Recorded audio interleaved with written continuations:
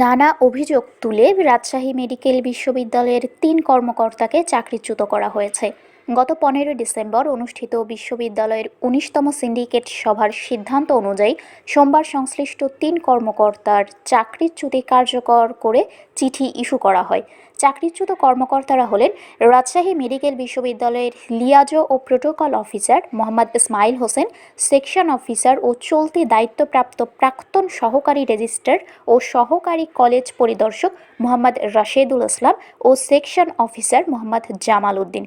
বিশ্ববিদ্যালয় সূত্র জানায়, লিয়াজো ও প্রোটোকল অফিসার মোহাম্মদ ইসমাইল হোসেনের বিরুদ্ধে জাল শিক্ষাগত সনদে চাকরি গ্রহণের অভিযোগ তদন্তে প্রমাণিত হয়েছে।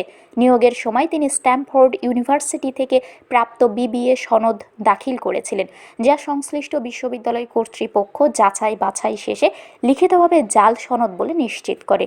যাচাই বাছাইয়ের আগে ওই জাল সনদ দিয়েই তিনি রাজশাহী মেডিকেল বিশ্ববিদ্যালয়ে চাকরি নেন। সিন্ডিকেট সভায় বিষয়টি বিস্তারিত পর্যালোচনার পর সিদ্ধান্ত হয়, জাল সনদের মাধ্যমে সরকারি বা স্বায়ত্তশাসিত প্রতিষ্ঠানে চাকরি গ্রহণ আইনগতভাবে সম্পূর্ণ অবৈধ হওয়ায় মোহাম্মদ ইসমাইল হোসেনের নিয়োগ শুরু থেকেই বাতিল ও অকার্যকর হিসেবে গণ্য হবে। সে অনুযায়ী তার নিয়োগ বাতিল করে বিশ্ববিদ্যালয়ের চাকরি থেকে অব্যাহতি দেওয়া হয়।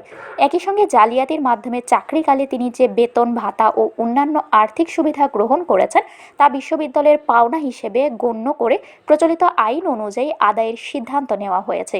এছাড়া জাল সনদ ব্যবহারের মাধ্যমে প্রতারণার অভিযোগে তার বিরুদ্ধে ফৌজদারি মামলার উদ্যোগ নেওয়ার বিষয়েও সিন্ডিকেট অনুমোদন দেয়।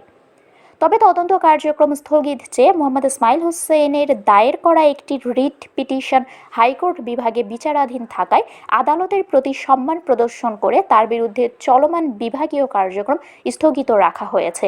এরপরও জালিয়াতির মাধ্যমে অর্জিত নিয়োগের কোনো বৈধতা না থাকায় বিশ্ববিদ্যালয়ের স্বার্থ রক্ষা ও সরকারি অর্থের অপচয় রোধে প্রশাসনিক আদেশে তার নিয়োগ বাতিল করা হয়। এ বিষয়ে এফিডেভিটের মাধ্যমে আদালতকে অবহিত করা হয় এবং আদালতের চূড়ান্ত নির্দেশনা অনুযায়ী পরবর্তী পদক্ষেপ গ্রহণের সিদ্ধান্ত নেওয়া হয়েছে।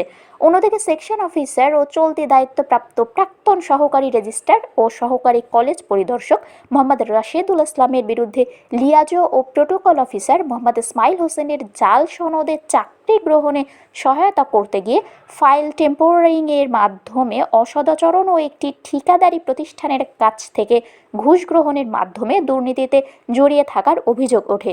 অভিযোগের পর্যাপ্ত ভিত্তি পাওয়ায় গত ৭ সেপ্টেম্বর তার বিরুদ্ধে বিভাগীয় মামলা করা হয় এবং সরকারি কর্মচারী বিধিমালা ২০১৮ অনুযায়ী তদন্ত কমিটি গঠন করা হয়।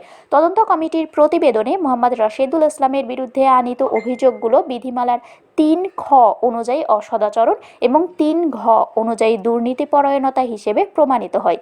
বিষয়টি ১৯তম সিন্ডিকেট সভায় পর্যালোচনার পর সর্বসম্মতিক্রমে সিদ্ধান্ত নেওয়া হয় যে অভিযুক্ত কর্মকর্তা প্রায় ২০ বছর ইউজিসি ও রাজশাহী মেডিকেল বিশ্ববিদ্যালয়ে চাকরি করেছেন।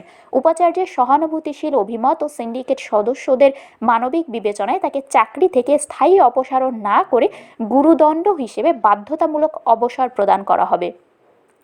এদিকে সেকশন অফিসার মোহাম্মদ জামাল উদ্দিন ২০২৩ সালের ৮ অক্টোবর রাজশাহী মেডিকেল বিশ্ববিদ্যালয়ে যোগদান করেন।